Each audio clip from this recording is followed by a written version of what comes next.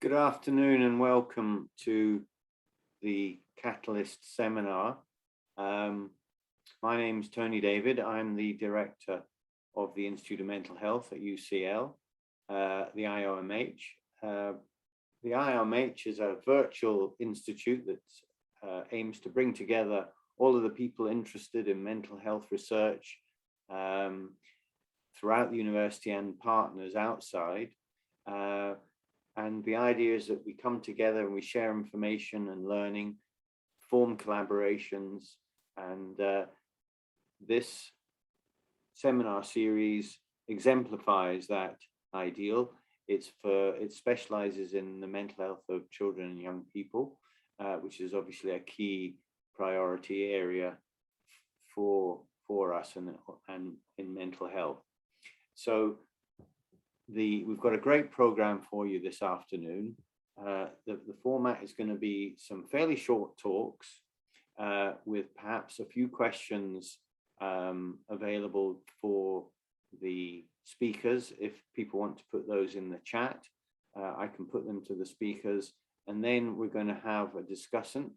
And then at the end, we'll have a general discussion with all the speakers. And again, we'll try and take as many of your questions as we can. So the title of the symposium is Self-Harm in Young People, New Approaches to Interventions. We've got three fantastic speakers from the Division of Psychiatry, all with a different perspective. So without further ado, I'll introduce the first speaker, who's Gemma Lewis, who's a Senior Research Fellow in Psychiatric Epidemiology, and she's going to talk about self-harm and depression from adolescence to young adulthood in sexual minorities compared to heterosexuals. So over to you, Gemma. Thank you, Tony. Can you hear me okay? I can. Brilliant. Okay, just share my screen. Okay, so I'm just going to give a bit of a brief background on this general area of mental health first. So I just wanted to illustrate some of the recent epidemiology on self-harm in young people. So this slide is taken from a recent analysis of the Millennium Cohort Study, which is a representative study of the UK youth population. And as you can see, sorry, this is age 14 and age 17. So as you can see, self-harm is very common amongst young people. So at age 14, 23% of girls had self-harmed in the past year and 9% of boys. And at age 17, this had increased to 28% of young women and 20% of young men. So suicide attempts were also very common in this analysis of the Millennium Cohort Study. So by age 17, 10% of young women had reported a suicide attempt and 4% of young men had reported a suicide attempt. So in my talk today, I'm going to focus on depression as well as self-harm and suicide attempts. The reason for this is that depression is also very common amongst young people. It's also often comorbid with self-harm. There's also evidence that depression and self-harm share several common risk factors, and depression is associated with an increased risk of subsequent self-harm. So this figure here just shows that, again, in the most recent wave of the Millennium Cohort Study, a high level of depressive symptoms were very common in young women and young men. So 23% of young women exceeded a threshold for serious depressive symptoms and 10% of young men. So I just also wanted to point to the quite strong evidence now, well, from higher income countries, although there is a lack of similar research in lower income countries, but there's now quite strong evidence that depression is becoming more common in young people. So this is evidence from the United States showing an increase in depressive symptoms in young men and young women. And self-harm has also increased, particularly in young women and young women aged 16 to 24, and also in girls aged 13 to 16. And there's also evidence that the suicide rate has risen in adolescents as well over the last decade. So I'm going to focus today on sexual and gender minority young people who are at increased risk of all of these mental health problems. So just to illustrate a cross-sectional analysis, again, of the recent data from the Millennium Cohort Study at age 17. So you can see in this figure here to the left, on the y-axis, percentage of young people scoring each point at each level shown here on the y-axis, which is psychological distress or symptoms of depression and anxiety. And you can see in the grey distribution, which is heterosexuals, and the green distribution, which is sexual minorities, that there are substantially larger numbers of sexual minorities who have higher levels of symptoms of depression and anxiety. And in the second figure to the right, you can see that rates of self-harm and suicide attempt are also substantially higher in sexual minorities compared with heterosexuals. So as many as 55% of sexual minorities reported self-harm in this study, compared with 20% of heterosexuals. And a similar pattern for suicide. So 23% of sexual minorities had reported a suicide attempt, compared with 7% of heterosexuals. So there's very strong evidence of an increased risk in sexual minorities compared with heterosexuals. I also wanted to draw your attention to some research on gender and gender identity. So this has been researched substantially less in the UK, but there is some evidence from the States. Just skip through that and focus on these tables. There is evidence from the States that, so compared with cisgender young people, in the yellow box here, young people who are transgender are three times more likely to experience suicidal ideation, and a similar pattern of findings for suicide attempts. So young people who are transgender are 6 times more likely than cisgender young people to experience suicide attempts. And this is data from a large representative American study of 15-year-olds. So I'm going to focus in detail today on a population-based cohort study that we did fairly recently using the ALSPAC dataset. So this study was led by Madeline Irish as part of her MSc project. And the aim was to compare depressive symptoms and self-harm in sexual minority with heterosexual young people. And we wanted to look longitudinally from early adolescence to young adulthood. And the reason for that was that the vast majority of prior research had been cross-sectional. So we knew that the prevalence of these mental health problems was higher in sexual minorities compared with heterosexuals, but we did not know when this difference emerged and how it developed over time. And we were unable to look at gender identity in this study because unfortunately it was not measured. So the data set that we used was ALSPAC, the Avon longitudinal study of parents and children. And this study recruited just over 14,000 pregnant women who were living in Avon between 1991 and 1992. And the parents and children were followed up from birth regularly from 1991 onwards, and the study is still ongoing. So sexual orientation was measured at age 16 for the purposes of this study, and young people chose from a list which indicated the description that best described how they thought about themselves. So 100% heterosexual, mostly heterosexual, bisexual, mostly gay or lesbian, 100% gay or lesbian, not sure, and not attracted to either sex. And for this study, and this is a common approach across research in this area, we created a binary variable. So we had the young people identifying as heterosexual as our reference category, and then everyone identifying as not heterosexual was combined into another category, and that was due to relatively small numbers in some of these sexual minority groups. So symptoms of depression were measured in ALSPAC using the Mood and Feelings Questionnaire, and they were measured at various multiple time points between 10 and 21 years of age. So that was our first outcome. And our second outcome was self-harm, which was measured at ages 16 and 21. And it was firstly measured with a binary variable. So people reported whether they had self-harmed in the past year as yes or no at both ages 16 and 21.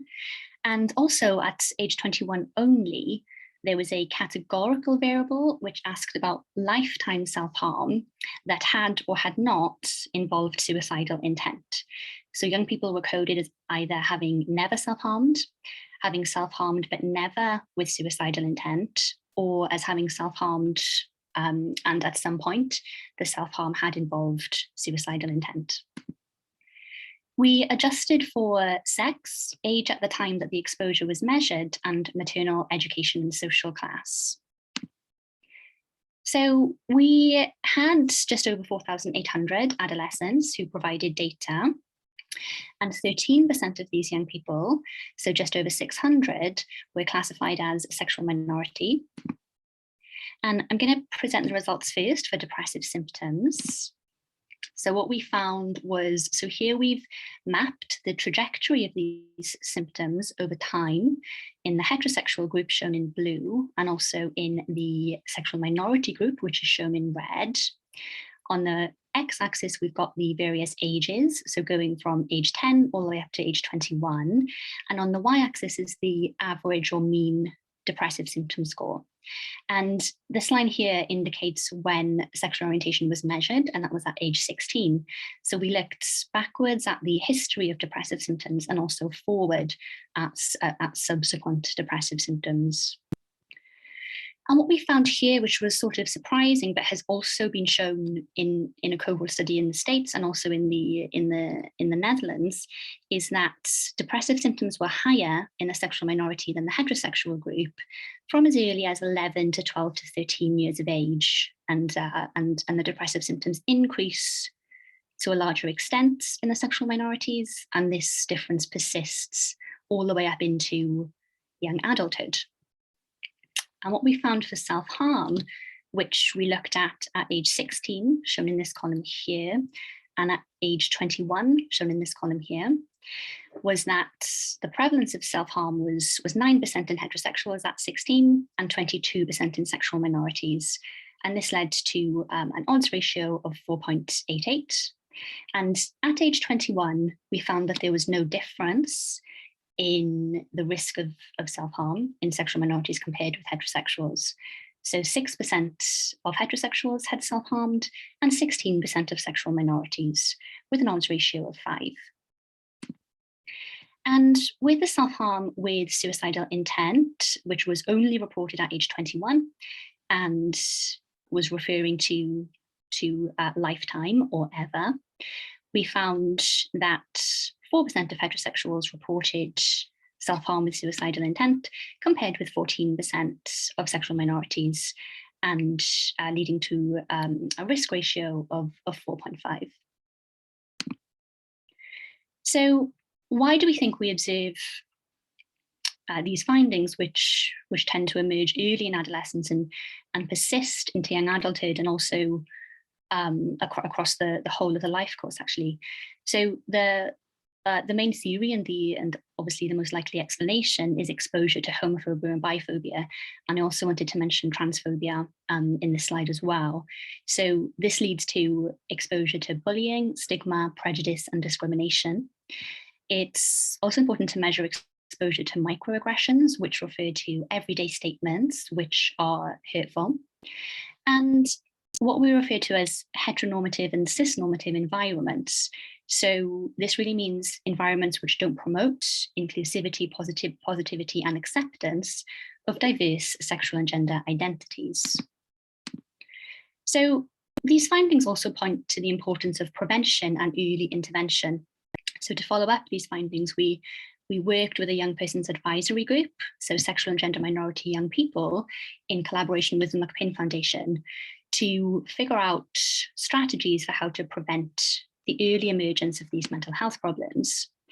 And young people told us that, as most young people obviously attend school, it's a good place to start for prevention. And inclusive and accepting school environments would reduce depression and anxiety. And interventions should be universal, so they should include heterosexual and cisgender students and teachers as well. And these interventions should aim to change the overall school climate, culture, and values by involving staff, students, and even communities.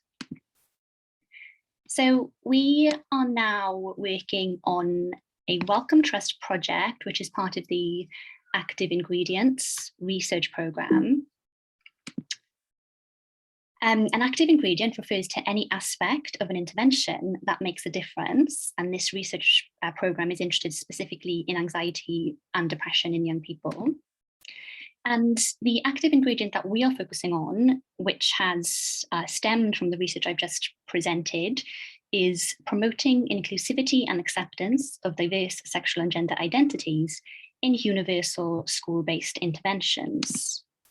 And examples of these interventions might include school-wide anti-discrimination and bullying policies, inclusive curriculums, and there are also media-based interventions used predominantly in Canada and the States, but they tend to use films and panel discussions to reduce homophobic, biphobic, and transphobic attitudes. So what we are doing for this project is a review of what interventions exist and what works or does not work for which young people and why, to produce an intervention toolkit which we're going to share and disseminate with schools. And I just wanted to mention the team that that I'm working with on this project, which is being conducted through UCL Division of Psychiatry. Okay, thank you very much. Thanks, Gemma. That was really excellent and very clearly presented. Some very large effect sizes there in terms of depression. Really quite worrying. But then it sounds like you've got a really good plan to see how these might be addressed. So does anyone have any sort of specific questions for Gemma? Please put them in the chat. If not, we will be able to pick them up as we go along, perhaps, and return in the discussion later. Perhaps I can just ask one quick question. Obviously, it's not just about schools, is it? That people's home life and attitudes and perhaps bullying from siblings, we know that can be very significant. Is it just that you can't do everything at once, or have you got your eye on that as well? Yeah, thanks, Tony. That's a really good point. So I was aware of that as I was writing the slide. So obviously, yeah, the home environment is very important and relevant as well, and also siblings and friends and internalized attitudes of young people towards themselves as well. And the answer is yes, we are focusing on the school environment for this particular project. But okay, yeah, it's obviously much wider than that too. Great. Well, we look forward to hearing more from that as it unfolds. So thanks very much, Gemma. Perhaps we can, I don't know whether people can unmute and then give a quick round of applause. Anyway, I will do that. Thank you very much. Or show it symbolically. Great. Thank you. So we'll move on to our next talk, which is from Alexandra Pitman, who's a professor of psychiatry, academic psychiatrist, who's very active in this area. And so thanks very much, Alex. And you're going to be talking about peer influences on self-harm in young people. Yeah, hang on. Sorry, the share is not showing the right share. Let me just find it. I can't work out why it doesn't actually show the screen I want to show. Hang on 1 second. Here we go. I should add, you've actually promoted me. I'm an associate professor. Scandal. I hope the head of division is listening and he's not. He's switched off his camera. So thank you very much for this. And what I'm going to do is present some findings, and really all these presentations are designed to be complementary in some way. And I'm going to focus on peer influences on self-harm in young people. And Gemma talked there about the influence of the home, as a postscript to describing really the influence of the school environment. And I'm going to focus on one thing, which is peer influences on self-harm as one of a multitude of factors that influence self-harm in young people. And I'm aware that, you know, some of the things that I'll be covering in this presentation and that Sarah will be covering in the next presentation are slightly disturbing, and some of the quotes I'll be presenting for some qualitative work are slightly uncomfortable. So we've just flagged up this sources of support slide, which is just useful to know in case anyone approaches you for support in this general area. And the reason why this is a really interesting topic is that we know that young people are really susceptible to social modeling others' health risk behaviors. And this has been studied in relation to things like smoking, risky driving, and Sarah Jane Blakemore, who used to be in the Institute of Cognitive Neuroscience, she studied this in a very memorable experiment at the Science Museum, and also in relation to substance misuse. And that there's also evidence from suicide clusters that this may also apply to suicidal behavior. And generally, this social modeling appears to be driven by the social influence of people within the peer network, and you know, the fear of social ostracism. And, you know, it may be that there are certain people who are more suggestible than others. And of course, this is worrying if we're thinking about it in relation to self-harm, which hasn't been studied very much, because kids are bombarded with self-harm. It's all around them. So we live in cultures, and this slide essentially presents the more distal exposures down to the more proximal. And in this presentation, I'm going to be focusing on the bottom end of this slide. But, you know, we have cultural norms about whether it's normal to self-harm if you're coping with a life stressor. We hear that, you know, the media reporting in a rather sort of sensationalized way about celebrities self-harming. And I found a website yesterday which was celebrities who self-harm, and it helpfully said ranked in order of popularity. And they even had a sort of nod to, you know, these are celebrities who've overcome self-harm, but there was really, they didn't bother describing how they'd overcome it. They just talked about the method. And, you know, self-harm appears in popular culture. So Hollyoaks recently covered this issue with input from Samaritans, actually. And obviously Instagram and a number of social media sites have got a lot of images of people having self-harmed. And this reference here describes the efforts of people within that community to go undetected by doctoring hashtags to avoid the ones that have been banned by Instagram. So I'm going to focus on these individual level exposures because I'm interested in that direct exposure to the self-harm of a peer, perhaps in the school or in the local community, or the self-harm of someone who's a very close friend, perhaps a sibling or a relative. And what I'm going to do is I'm going to summarize observational epidemiological evidence. There isn't very much. I'm going to summarize the very limited qualitative evidence that really understands, you know, what's going on in people's minds when they're exposed to a peer who self-harms. I'm going to talk about an experimental study that we did here at UCL, and then I'm going to talk very briefly, because there's very little to say, about potential interventions, because that's the job of everybody gathered here today to think about in their future research. But before we talk about this, I think it's really important to think about why people self-harm.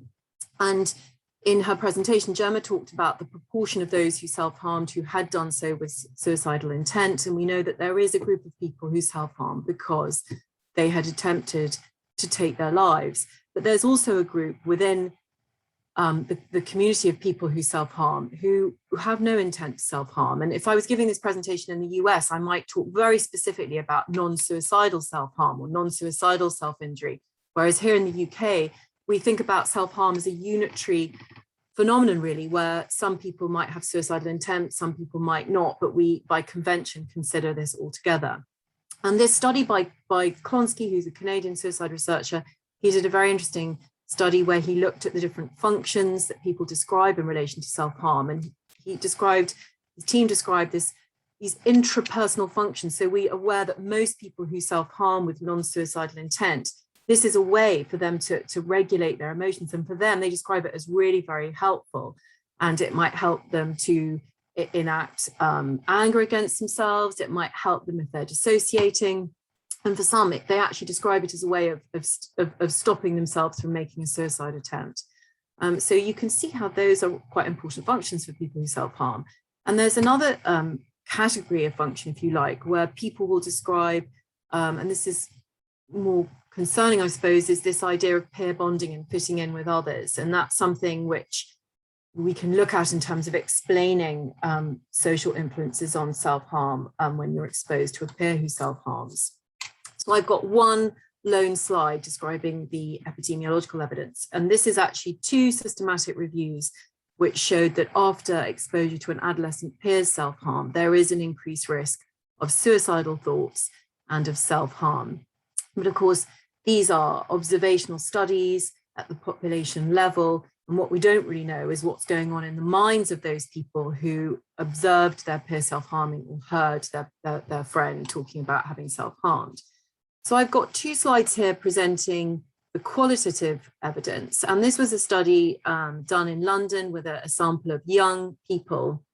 And I'll let you read the quotes because they really convey this idea that if you know somebody who has self-harmed, then it kind of becomes an option for you. And so it opens it up as a normal thing to do, perhaps, if things are not going so well. So this is a slightly younger sample, and the next slide I'm going to show you is from a slightly older sample of people aged 18 to 25, and this was in Australia. And again, one had the sense that if other people around one were self-harming, this was either triggering or it just made it something that was more normal in that peer group. And the person at the end described specifically how knowing about what method people had used was particularly triggering for them. So it kind of gains a sense that there's something going on at the cognitive level which is inducing urges to self-harm or actual self-harm in people exposed. So because of this kind of gap in our understanding about what's actually going on in the minds of people who are exposed to people who self-harm, we got funding from the Institute of Mental Health to do a study of young people, and we presented a case to the ethics committee here at UCL to expose young people aged 18 to 25 to vignettes. So these were written vignettes, there were no triggering images, which described a friend of theirs in their social networks, because they told us about people they knew in their social networks.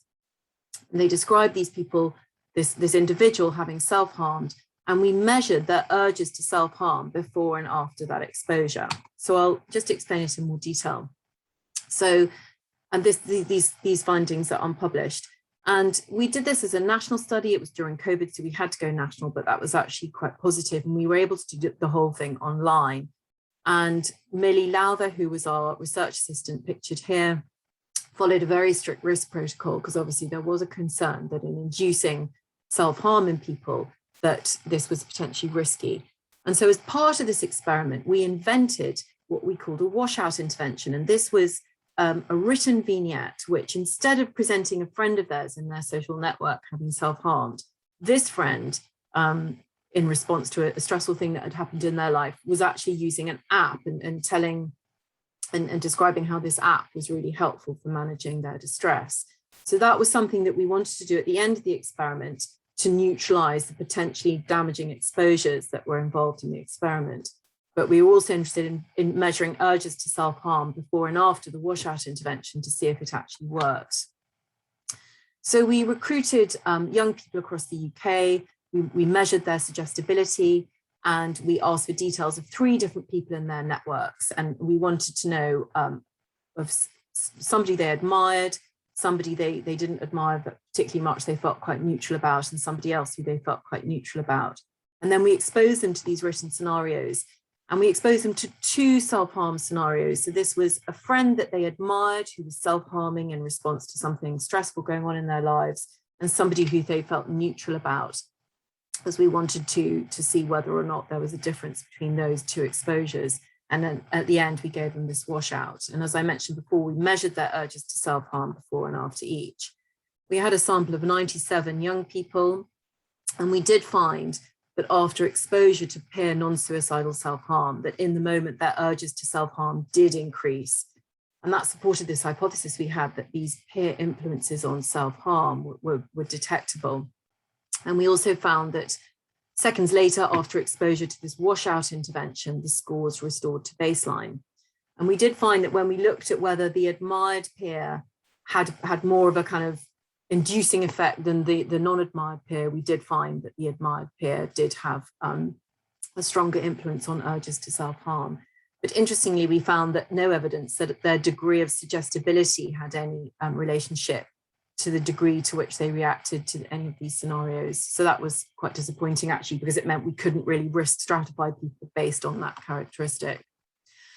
So putting together this epidemiological evidence and the qualitative evidence and this experimental evidence, we get this idea that after you are exposed to a friend self-harming, there are these psychological processes that seem to be operating that might increase one's own risk of self-harming or increase one's urges to self-harm.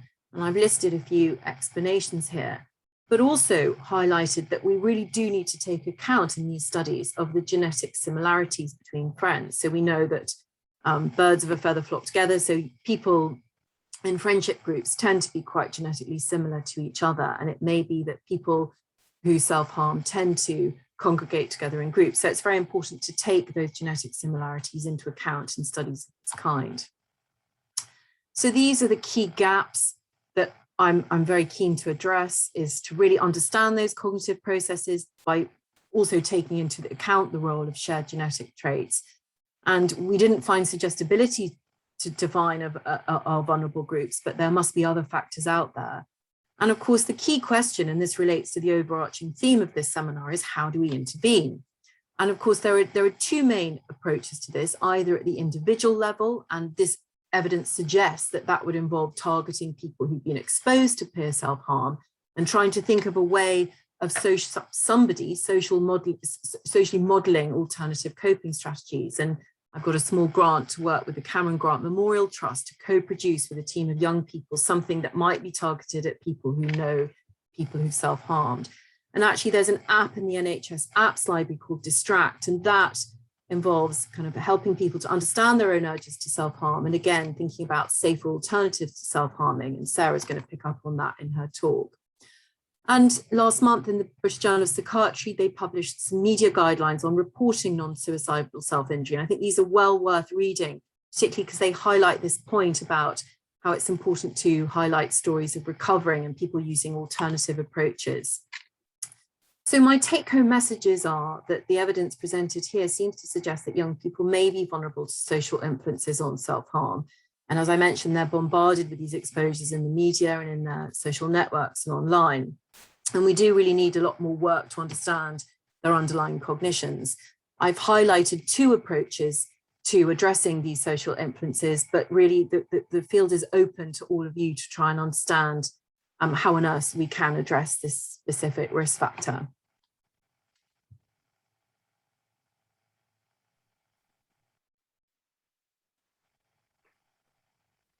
Okay, thanks very much, Alex. That was really, really very, very thought-provoking. Again, I'd invite people to put questions in the chat that I can put to Alex. Julia says it's a brilliant presentation. Not a question, but a comment that I'd endorse.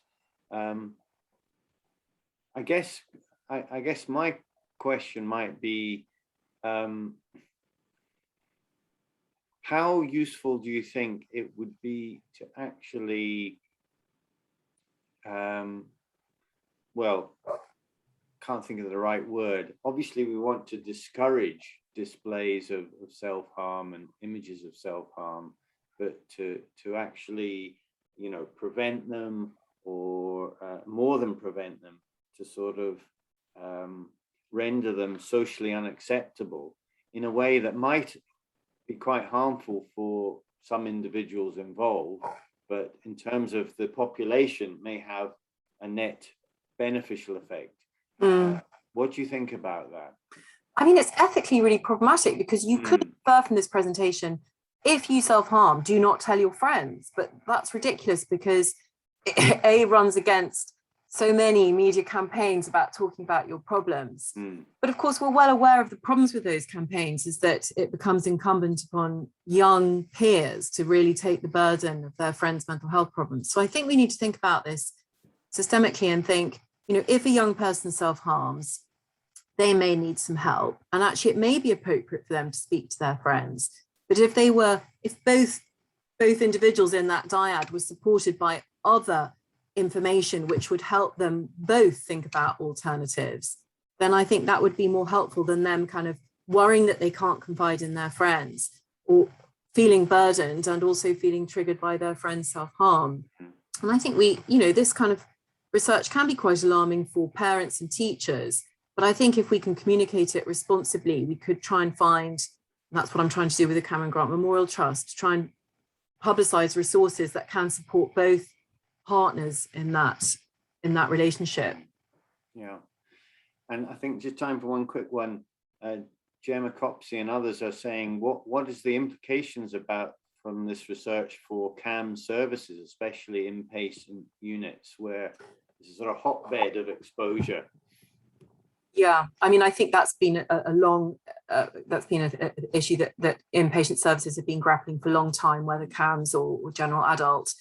And I think that it's really important to handle this so that things aren't hushed up, because people feel very patronized if this is hushed up, and it needs to be potentially addressed at a community meeting on the ward in a way that doesn't imply to other patients that there's some passive process in which they catch self-harm, and to think about this very thoughtfully and realize that this is a time that everybody in that community needs support. Yeah, very good, very tricky issues, but thanks very much for your contribution. And again, if we'd like to clap in the usual way or in the symbolic virtual way, please do so. Okay, so moving on to the final talk, it's Sarah Rowe, who's an associate professor in the Division of Psychiatry, psychologist by training, I believe. So she's going to be talking about the practice and acceptability of harm minimization for self-harm among young people. Sarah.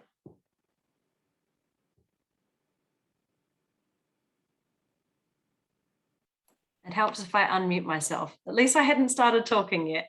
No, perfect time. Thanks, Tony. Hi, everyone. It's great to be here today to talk to you about harm minimization for self-harm.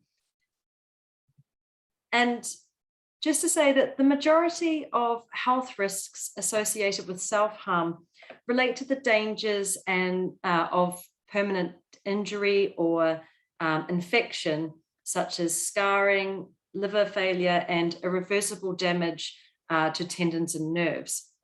There's also the long-term risk of stigma from scars, and in young people, the increased risk of suicide and fatal alcohol or drug poisoning. There's limited evidence for the effectiveness of treatment for young people who self-harm.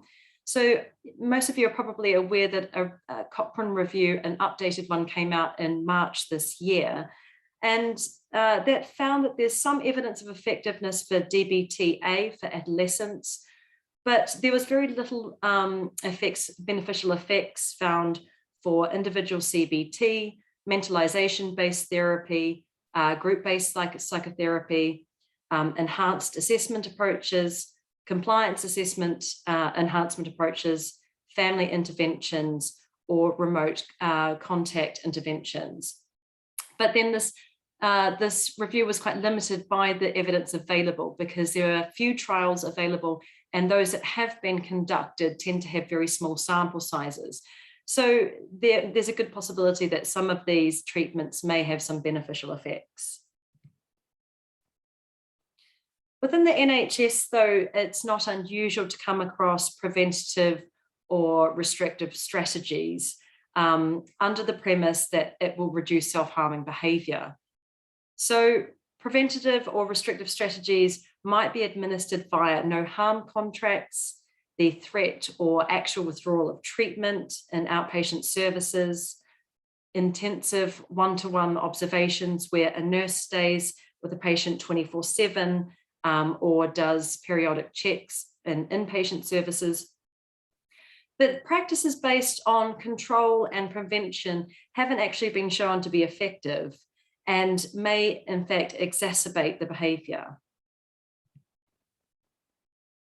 For some people, harm minimization might be a more achievable goal than cessation until they learn other coping strategies.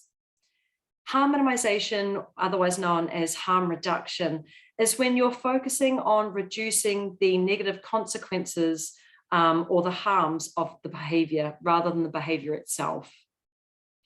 It's commonly associated with substance use and sexual health programs. And in this area, it has a good evidence base.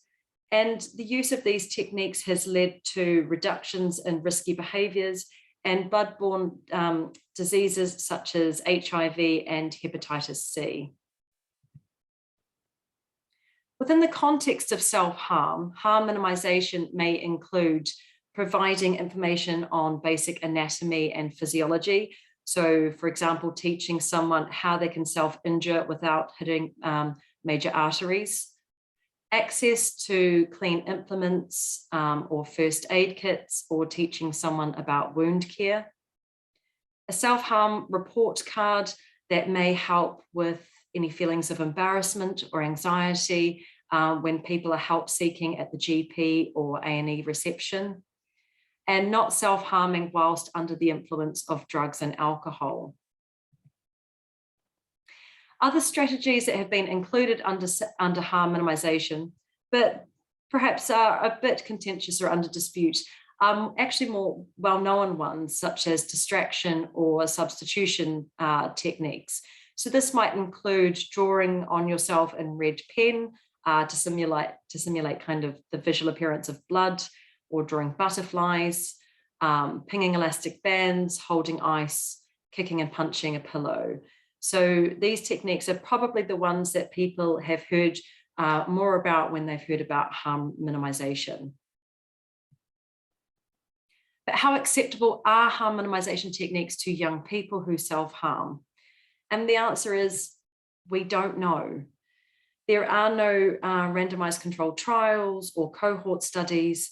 There's very, very few audits or qualitative studies that have been done. Harm minimization has been in the NICE guidelines since 2004, but that's based on the evidence from the addiction area. And there's the recommendations in there are very general. There was a 2019 paper published by Wadman and colleagues, and they used mixed methods analysis, so a survey and qualitative interviews, to look at adolescent perspectives on harm minimization and its acceptability. And they reported low to mixed acceptability for harm minimization approaches. Now, although this work included a community sample, it was very narrow in the harm minimization techniques that it focused on. So it really only looked at the substitution or distraction methods that I mentioned earlier, such as pinging rubber bands. It didn't include any wound care approaches, anything that looked at anatomical information or damage limitation techniques. So what we were interested in our study was to have a look more broadly at these harm minimization techniques and include some of these overlooked approaches. We were interested in exploring young people's perspectives on harm minimization techniques and managing their self-harm. But we also wanted to investigate parents and carers' self-perceived roles in managing self-harm in their self-harming behaviors in their child, but with a particular focus also on their views of harm reduction interventions. We also wanted to know if professionals who deliver harm reduction strategies perceive them as being acceptable to parents and carers. In the interest of time, though, today, I'm only going to focus on the interviews that we conducted with young people. So we collaborated with a charity organisation called Mind and Body on this piece of research. The Mind and Body program is facilitated through Addiction, which is one of the UK's leading substance misuse and mental health treatment charities. Now, this charity supports individuals who don't meet the threshold for child and adolescent mental health services, but would still benefit from specialised input. Its programs advocate harm reduction or harm minimization techniques and encourage young people to create their own strategies to manage their self-harm. Mind and Body support young people aged 13 to 17 years through the English County of Kent, and it's delivered through school-based programs or within the community, and comprises of 8 group-based sessions and 3 one-to-one sessions that are with a practitioner for needs-based support. And so in terms of our methods, Mind and Body they were fantastic, and they sent out all our recruitment letters and information sheets to the young people. And we preferred going through that sort of pathway of recruitment. So then it meant that we weren't having to access confidential information through Mind and Body's databases in order to contact and invite participants. We transcribed all interviews and analysed the interviews using thematic analysis. And in total, we conducted 12 interviews with young people, although one of them was omitted from analysis due to issues around written parental consent. So consequently, we had data from 11 interviews that were fully analysed. All the young people in the study were aged 14 or 15 years old. We had 7 females and 4 males, and almost all were white British. And in the data, we interpreted 3 main themes: controlling the uncontrollable, barriers to practicing safe self-harm, and developing a broad repertoire of harm minimization techniques. Now, most of the young people we talked to held positive views about harm minimization techniques as a way of reducing the long-term effects of self-harm, such as scarring. They also found harm minimization techniques really helpful in being able to self-harm discreetly. So it helped them manage their self-harm if they were doing that, say, in a public place, such as a school. And that technique specifically more to do with hanging rubber bands. Harm minimization gave young people a sense of autonomy and a sense of mastery over their self-harm. It allowed them to conceal their self-harm, particularly if they were afraid of being stigmatized. Teaching young people alternative ways to harm and providing anatomical information was seen as a way of equipping them with the ability to choose the extent of the harm that they were doing to themselves. And also, though, to care for themselves following an episode of self-harm. This also led some young people to experiencing a shift towards more compassion towards themselves after learning harm minimization techniques. For example, this young person said, a lot of people feel guilty afterwards, and they kind of want to do something to compensate for the fact that they just self-harmed. Wound caring might make them feel a bit better about themselves. Harm minimization techniques were also a way of young people feeling that they could protect their family and friends, and also sort of lessen the feelings of guilt that they felt about letting people down. Harm minimization strategies were described, though, as a double-edged sword. So although there were positives, some young people expressed concerns that providing anatomical information could lead other vulnerable young people to further self-harm or to future suicide attempts. Whilst harm minimization techniques were viewed as effective by most of the young people in the study, they acknowledged that its effectiveness can be short-lived. They thought that the reason for this might be because it reduced the level of pain achieved through harm minimization techniques, and some of them still craved from a more extreme pain sensation. The emotional toll of self-harm and the reduced level of pain from using harm minimization techniques sometimes led to young people feeling a lack of motivation to engage with harm minimization, and that the usefulness of harm minimization techniques very much depended on someone's state of mind. Some young people reported an inability to apply harm minimization techniques in the heat of the moment due to the strong urges to self-harm.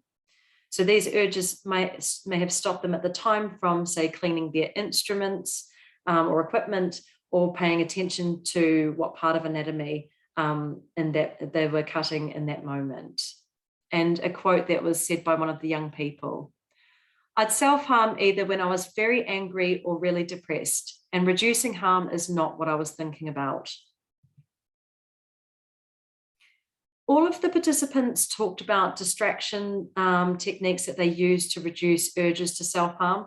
So some of these included things like listening to music, exercise, distraction-based mobile apps, or safety behaviors such as removing themselves from the situation and taking themselves somewhere away from where they could self-harm until the urge passed.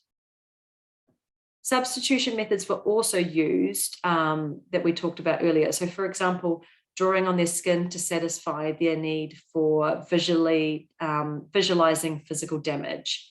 And a young person said, "I drew a butterfly on my wrist, so if I cut it, I'm killing the butterfly. No one would draw a picture of an animal on yourself and then harm it." Or even writing a name, someone close to you, because they mean a lot to you. And one young person also commented on the necessity of having therapeutic support alongside the harm reduction techniques to address the underlying reasons for their self-harm.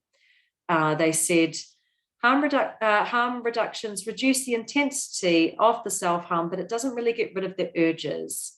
What adolescents should do is to use these techniques as a placeholder, because the main issue here is how a person thinks.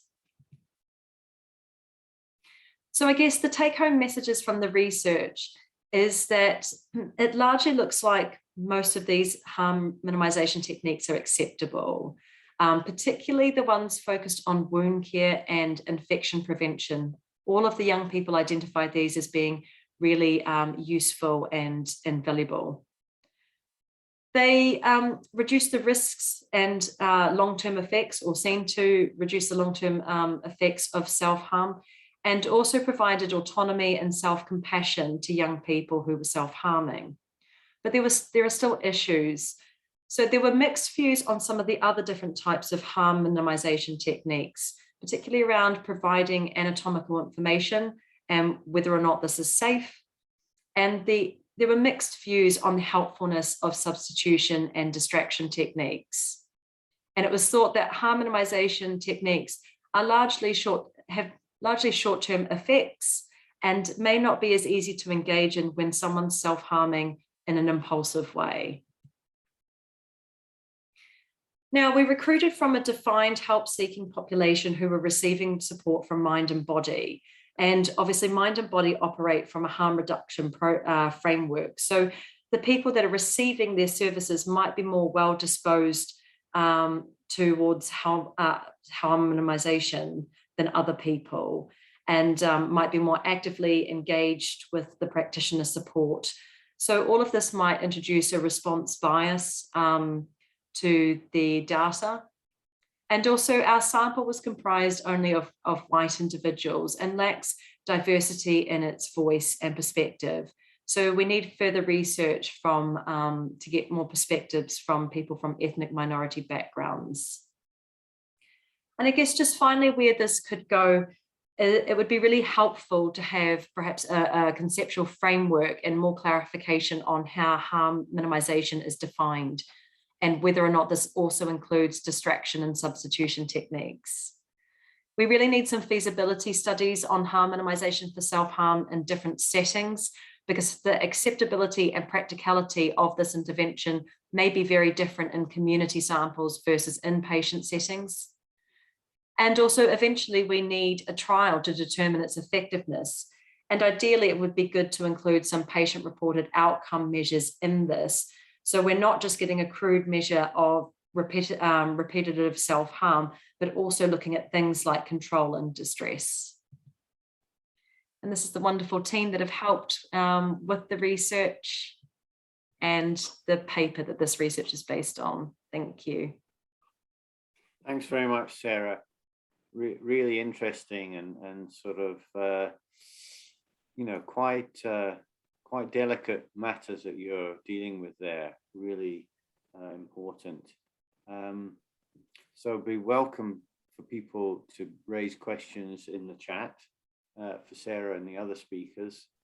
I mean, I just, one thought that occurred to me though was that the strategies should probably, ideally would address the kind of purpose of the self-harm, which is you and Alex had said can be quite different, whether it's intra-psychic or perhaps more social. And I was thinking that for the people, and people may not be that able or willing to say that, or may not be even aware that part of the reinforcement for the self-harm was the effect it had on others, sometimes producing shock, disgust, you know, as well as eliciting help seeking, help giving. So in the latter case, telling people to sort of go away out of the public eye and self-harm, that's going to be quite contrary to really their purpose as opposed to the other group. Do you think that makes any sense, or are we trying to infer too much?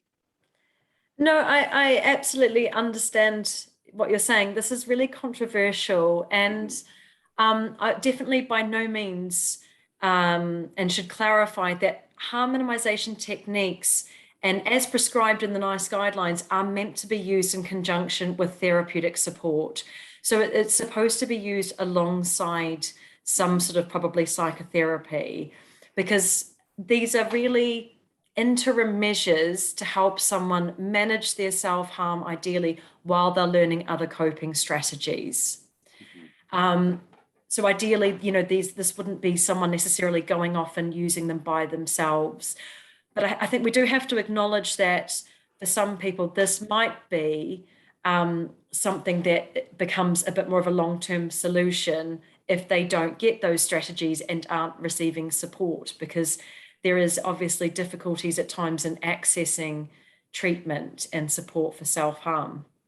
Okay. So I'm going to have to cut you off because yeah. we've eaten into Sure. Glyn's time due to my lax chairmanship. But thanks very much, Sarah. Thank you. Okay, so in the time remaining, it's a pleasure to invite Glyn to sort of summarize perhaps, or draw out some of the themes of the talks, and hopefully there will be some time for all the speakers to address questions.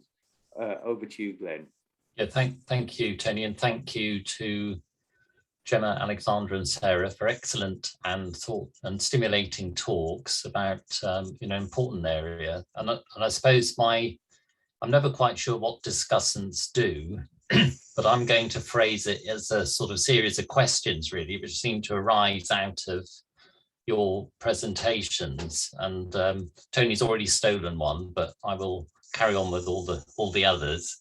And I suppose the first thing, you know, really in relation to Gemma's talk was about, you know, this sort of increase in different ways that's occurring with self-harm. There's the increase in age within individuals, obviously in the early teenage years, and then there's this increase going on, at least in perhaps some of the developed world. Obviously we don't, as you say, there's so little data about low and middle income countries, which is disappointing, but you know, these increases are going on, and are increases in depression and self-harm going in tandem, if you like? Is it because thinking about prevention, you know, certainly when, you know, thinking about prevention of suicide, for example, you know, preventing mental illness would be, you know, the most effective way of preventing suicide. And I'm just wondering here whether preventing depression, anxiety, other mental health problems in teenagers would be the best way to prevent self-harm, or whether there's some kind of mismatch going on, that somehow self-harm is becoming more, commoner than depression, anxiety over the last few years. And it's sort of, self-harm is now a kind of bigger picture of adolescent distress, if you like, than it might have been in previous periods.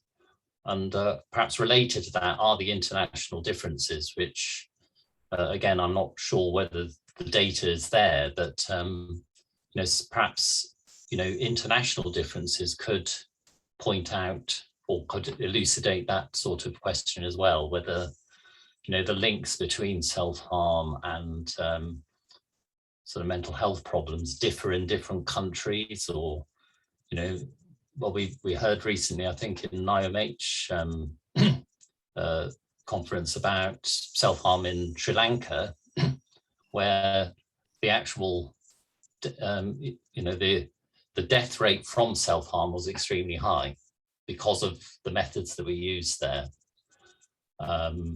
So clearly self-harm did seem to be quite common in that society as well, unfortunately.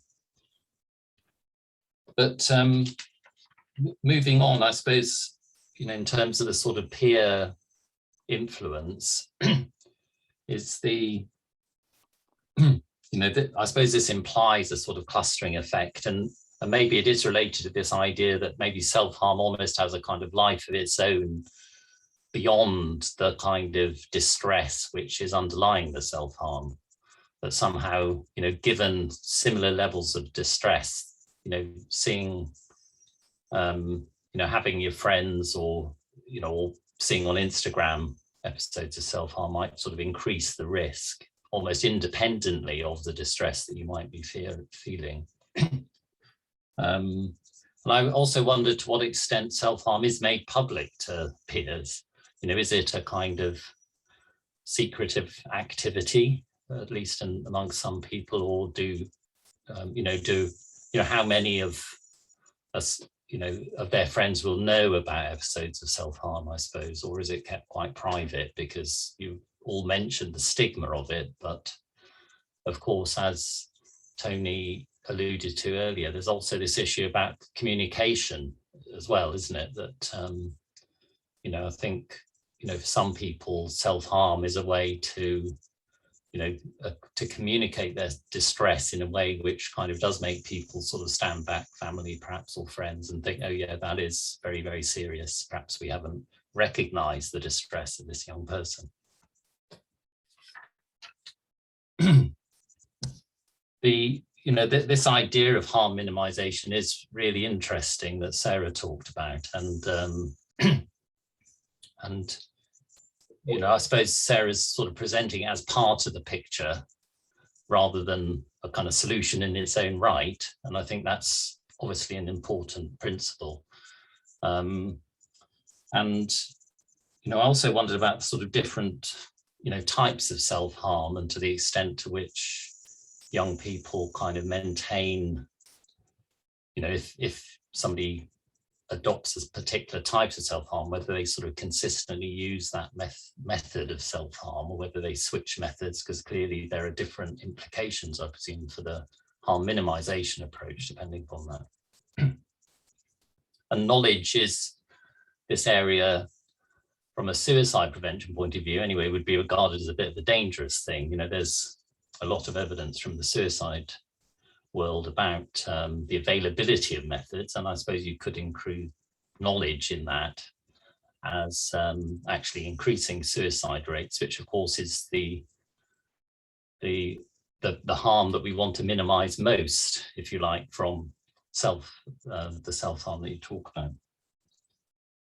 And finally, I suppose thinking of treatment anyway, that one of the important principles of treatment is to kind of work with your client or patient and to recognize, what they want in a sense, and have a kind of collaborative relationship. And I suppose within that context, the people that Alexandra referred to find self-harm as actually helpful in terms of stress reduction, or the harm minimization that Sarah's talking about, that, sort of having that collaboration with the individual and working out what they want and what are their aims is crucial if you do want to help them and kind of create change in their lives. So I think those are the end of my questions and comments, but congratulations to all three of you for very interesting talks. Yes, absolutely. Thanks very much, Glyn, for pulling out some of those key themes. Let me go to each speaker in turn, just to respond perhaps briefly to some of the points that Glyn raised. Gemma, do you want to go first? Yeah, thank you. Yeah, I think that was a really interesting point. I think that when I was looked again at the data to prepare this talk, it did strike me that although depression and self-harm in young people do seem to have increased in tandem, but it does look like the increase in self-harm has been substantially larger than the increase in depression. So in the APMS, for example, young women aged 16 to 24, the prevalence has increased from 6% to 19%, which is quite enormous, really, isn't it? And I don't know whether with depression, it's a bit harder to measure depression, isn't it? So I don't think we can rule out the possibility that the increase in depression has been similarly large, but it doesn't look like it is. So I think, and again, to point out, this is all the data I've looked at here are high income countries. It does look like there is something independent driving increases in self-harm. The other thing I wondered whilst preparing the talk was, what is the comorbidity of depression and self-harm, which I thought would be quite easily available and easy to find, but it actually wasn't that easy to find. I looked in ALSPAC and I saw it was lower than I anticipated, actually. So at age 18, 13% of people with depression on the CISR were also self-harming, but that was lower than I was expecting. And I'm always told by my colleagues who specialize in self-harm, the self-harm is not just a comorbidity of depression, which is sometimes where my thinking tends to go, because depression is my main interest. So I think that's an important point to highlight, and something that is reflected in the data. And just my final point about Ben's point about different countries, it does seem like this increase is happening across lots of different diverse countries, which again, in terms of what is driving it, is quite intriguing. Yeah, and it seems that the relationship between depression and self-harm is very culturally malleable, can change in time and period, and as Sandra raises, depending on developmental stage. So it's a very complicated and moving feast, isn't it? Alexandra, do you want to respond to any of the points that Glyn raised? Well, I think it's important to think back to that slide where I presented the functions of self-harm, because actually it's slightly selling self-harm as a way to cope with distress, whether it's arising from depression or not. And so we've got this conundrum whereby if you see your friend self-harming to cope with distress and it's really working for them, what do you do with that? And if that's managed using the harm minimization approaches that Sarah describes, where that does kind of limit the potential for scarring, for dangerous, for serious blood loss, etc., perhaps that is an equilibrium which is acceptable in a situation where a young person might be at high risk of suicide, at high risk of switching into serious alcohol misuse, drug misuse, risky driving, and the other health behaviors I described. And this is a really tricky area, because I think that there's possibly a bit of a J-shaped curve here, and we think about this in relation to alcohol. And perhaps for some people, self-harm is preventing them from progressing into really very dangerous activities. But of course, this is a very controversial area. Yeah, very much so.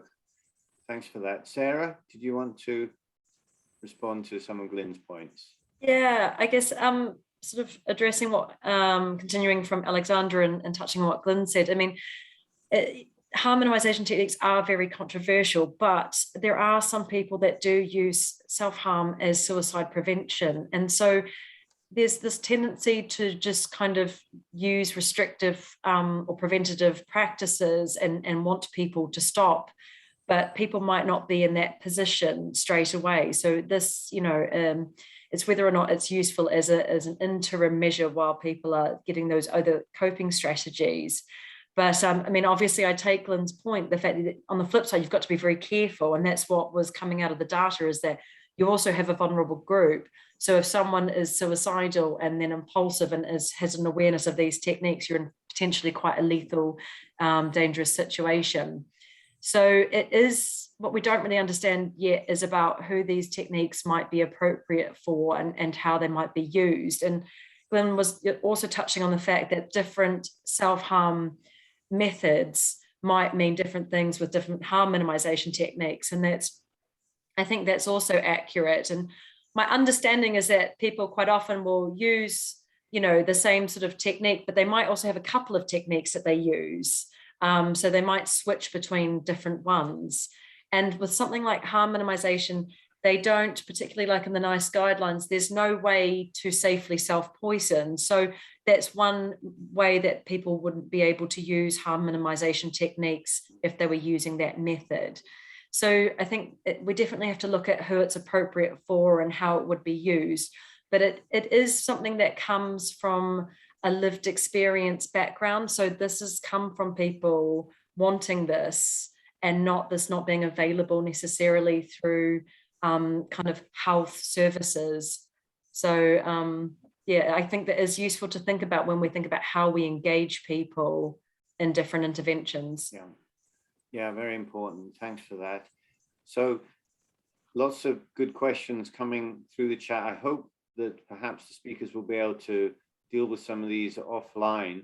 I just wanted to pick out one because I suspect it's on many people's minds. It's certainly in the media, and it's Andy McWilliams is really asking about the role of social media in self-harm and the increase in self-harm that we're seeing. That it's almost like a sociogenic illness to some extent, or at least that's one of the beliefs and fears that's around at the moment.